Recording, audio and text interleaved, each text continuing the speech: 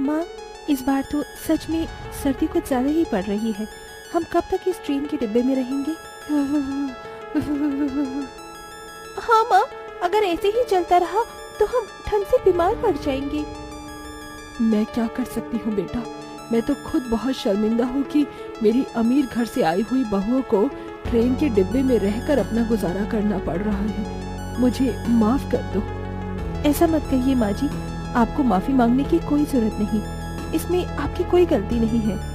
त्योहारों का महीना है, सब कितने धूमधाम से त्योहार मना रहे होंगे, और इधर हम, जरा हमारी किस्मत को तो देखो, हमें कहाँ ले आई है।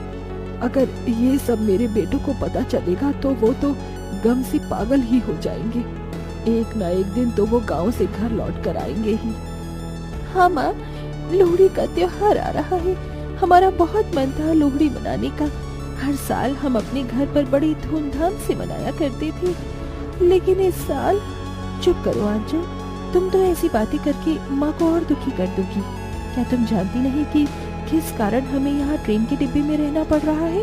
हाँ, आखिर क्यों इस परिवार की किस्मत इसे ट्रेन के डिब्बे में रहने तक ले आई? आखिर ऐसी नौबत आई ही कैसे? क्या हुआ था इस परिवार के साथ? सुनिए जी, हमारे बेटों को जो लड़कियां पसंद करती हैं, वो अपना आलीशान घर छोड़कर हमारी इस टूटी फूटी झोंपड़ी में रहने को तैयार है, और हमारे बेटों को भी वो लड़कियां पसंद हैं। तो क्यों ना इनकी शादी करा दे, इससे हमारे बेटे भी खुश रहेंगे और वो लड़कियां भी। लेकिन यशोदा, हम शादी करा तो दे, लेकिन हमें अपनी होने वाली बहुओं को देने के लिए हमारे पास कुछ भी नहीं है। अजी, वो लोग बहुत अच्छे हैं, वो तो जल्द से जल्द अपनी बेटियों की शादी कराना चाहते हैं और उनका घर भी बसाना चाहते हैं। तो फिर इससे अच्छी बात और क्या हो सकती है? ठीक है यशोदा, हम अपने बेटों की शादी उन लड़कियों से करा देंगे। फिर क्या था, यशोदा ने अपने बेटों की शादी उन अमीर घरों की लड़कियों से करा दी। पांचों बहुओं ने यशोदा के पैर छुए। मेरी बच्ची, भगवान ने तुम्हें मेरी झोली में फूलों की तरह डाला है, बस इसी तरह हमारे साथ रहना। जी माँ जी। यशोदा की बहुएं यशोदा के साथ खुशी खुशी रह रही और उनके पति अपना घर छोड़कर दूसरे गांव में नौकरी करने चले गए। सब कुछ सही चल रहा था कि तभी। माँ, बहुत तेज बारिश है, जगह जगह से छत टपक रही है। मैंने पानी को फर्श पर आने से रोकने के लिए सब तरफ पर्दे लगा दिए हैं, लेकिन पानी रुक ही नहीं रहा। कभी छत कहीं से ही टपकती है तो कभी कहीं से। हाँ माँ, ऐसे में रात कैसे कटेगी? हम कहाँ सोएंगे? बारिश तो लगातार तेज से तेज होती जा रही है और ये तूफान तो रुकने का नाम ही नहीं ले रहा। रानी इतना कह ही रही थी कि तभी तूफान की वजह से उनकी छत का छप्पर उड़ जाता है। माँ, ये क्या हुआ? अब हम क्या करेंगे? हम तो पूरे भीग गए माँ। जल्दी जल्दी अपना सारा सामान बांध लो और यहाँ से निकलने के लिए तैयार हो जाओ, नहीं तो हम इस घर के साथ पानी में ढह जाएंगे। ससुर के इतना कहने पर सारी बहुएं अपना सारा सामान बांध लेती। माँ जी, पिताजी, हमने सामान तो बांध दिया, लेकिन हम ऐसी बारिश में जाएंगे कहाँ? लगता है आज ये बारिश हम सबको ले डूबेगी। ना बहू, ऐसी बातें ना कर, भगवान जरूर हमारी मदद करेंगे। हम अपनी पूरी कोशिश करेंगे और कोई ना कोई जगह ढूंढ लेंगे। वैसे भी भगवान कोशिश करने वालों की जरूर मदद करते हैं, इस तरह हार मत मानो। पूरा परिवार किसी ऐसे स्थान की तलाश में निकल पड़ता है जहां उन पर बारिश न पड़े। सब सर्द हवा और बारिश में सड़क पर चल रहे थे। पानी की ठंडी बूंदों से उनके शरीर बुरी तरह कांप रहे थे। माँ जी, लगता है भगवान हमसे कुछ ज्यादा ही नाराज हो गए, जो उन्होंने हमें इस हाल में लाकर छोड़ दिया। सब खत्म हो गया माँ जी। ऐसा मत कह मेरी बच्ची, हमें जरूर कुछ मिलेगा, भगवान जरूर हमारी मदद करेंगे। यशोदा के इतना कहते ही उन्हें एक ट्रेन का डिब्बा खाली दिखाई देता है। फिर क्या था, वे सब बिना सोचे समझे दौड़कर उस खाली ट्रेन के डिब्बे में चढ़ जाते हैं। अगर तुम सब लोहड़ी का त्योहार मनाना चाहते हो तो मैं तुम्हारे लिए कुछ कर सकती हूँ, क्योंकि मैं नहीं चाहती कि मेरी बहुएं ससुराल में पहला त्योहार भी न मना पाए। लेकिन आप क्या करेंगी माँ जी? हम तो पहले से ही इतने गरीब हैं और अब तो हमारे पास घर भी नहीं है। मेरे पास ये कुछ सोने और चांदी के गहने हैं, तुम्हें बेचकर त्योहार की तैयारी कर लेना। ये क्या कह रही है माँ जी? हमारी खुशी के लिए आप अपने गहने बेच देंगी?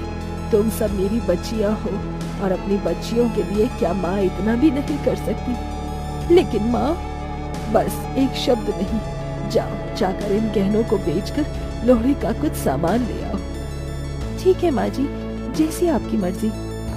तीनों बहुएं सामान लेने के लिए चली जाती हैं और यशोदा आसपास से लोहड़ी के लिए लकड़ी इकट्ठा करने को निकल जाती है। और जैसे ही वो लकड़ी लेकर वापस आती है कि तभी ए बड़ी माँ, यहाँ क्या कर रही हो? आज ठंड में मरना है क्या?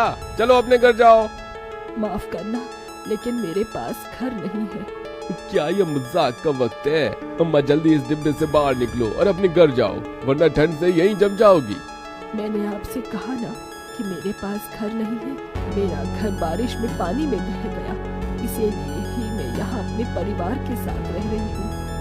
अच्छा, तो पूरा टब्बर यहाँ बसाया हुआ है। ट्रेन अधिकारी यशोदा को ट्रेन से बाहर निकाल ही रहे थे कि तभी ये क्या कर रहे हैं आप? छोड़िए बाजी को। सुनो मैडम, ऐसे ट्रेन के डिब्बे में बसेरा जमाना मना है। क्या तुम्हें नियम कानून कुछ पता नहीं है? जी हमें सब पता है, लेकिन हमारी मजबूरी हमें इस ट्रेन के डिब्बे तक ले आई है। मैडम आप क्या कह रही हैं? हमें कुछ समझ में नहीं आ रहा, जरा डिटेल में बात बताओ।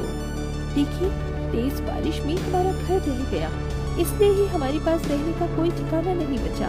हमें उस वक्त सही एक यही जगह मिली, तो हम यही रहने को चले आए। अधिकारी जी, कृपया हमें यहाँ कुछ समय के लिए रहने दें। हम कुछ ही दिनों में रहने का कोई और ठिकाना ढूंढ लेंगे। यशोदा की बहुओं की बातें सुनकर अधिकारियों को उन पर दया आ जाती है और वो कुछ समय के लिए उन्हें ट्रेन के डिब्बे में रहने की परमिशन दे देते। लोहड़ी का दिन आ गया। माँ, आपके गहने बेचने के बाद हम लोहड़ी का कुछ सामान ले आए थे। इस साल हमारी लोहड़ी चाहे जैसी भी बीते, लेकिन मैं भगवान से प्रार्थना करती हूँ कि अगले साल हम लोहड़ी अपने खुद के घर में मनाएंगे। हाँ भाभी, आप बिल्कुल सही कह रही हैं, लेकिन मैं सोच रही हूँ कि जब हमारे पतियों को ये बात पता चलेगी तो क्या होगा? उनका कितना दिल दुखेगा ये जानकर कि हम ट्रेन के डिब्बे को अपना घर बनाकर रह रहे हैं। यशोदा के बेटे गांव लोहड़ी के त्योहार पर काम से छुट्टी लेकर घर पहुंचते और अपने घर की ऐसी हालत देख उनके होश उड़ जाते। ये सब क्या है? ये क्या हो गया? हमारा घर कहाँ गया? माँ कहाँ है आप? पिताजी, दिया, रानी, कहाँ हो सब? भैया ये क्या हो गया? क्या हमारे अपने हमें छोड़ के चले गए? माँ। अपने घर की ऐसी हालत देख यशोदा के बेटों के दिल टुकड़ों में बिखर गए। कुछ देर पहले जो आंखें त्योहार की खुशी से जगमगा रही थी, उन आंखों में अब आंसू आ गए। यशोदा के बेटे अपने घर की दहलीज पर बैठे रो ही रहे थे कि तभी अरे लड़कों, तुम्हारा परिवार रौनक स्टेशन पर ट्रेन के डिब्बे में रह रहा है। तुम्हारे घर तेज तूफान और बारिश की वजह से ढह गया, लेकिन भगवान की कृपा है कि किसी को कुछ नहीं हुआ। इतना सुनते ही पांचों बेटे ट्रेन के डिब्बे पर पहुंचते। माँ, पिताजी। पांचों बेटे अपने माँ बाप के गले लगकर रोने लगे कि तभी वहाँ पर वही ट्रेन अधिकारी आते हैं जिनके हाथों में लोहड़ी का बहुत सा सामान था। उमा जी, हम आपके लिए कुछ लाए हैं। हमसे आपका ये दुख सहा नहीं गया, तो हमने आपकी मदद करने की सोची। ये देख यशोदा का परिवार खिल उठता है और बहुत खुशी से लोहड़ी का त्योहार मनाते हैं। तो सुनिए प्रा, अब आपको गांव जाकर नौकरी करने की जरूरत नहीं है। हम आपको यही काम दिला देंगे और आपका परिवार यहाँ क्वार्टर में रह सकता है। शुक्रिया भाई साहब, सही सुना था। आज तक सरदारों का दिल बहुत बड़ा होता है। फिर क्या था, सभी मिलजुल कर लोहड़ी मनाते हैं। आग जलाकर, रेवड़ी, फुल्ले, मूंगफली खाकर और यशोदा के पांचों बेटे उस स्टेशन पर काम करते हैं और वही रेलवे क्वार्टर में रहकर अपना गुजारा करते हैं। उम्मीद करती हूँ आपको हमारी ये कहानी पसंद आई होगी। तो मिलते हैं ऐसी अगली नई मजेदार कहानी के साथ।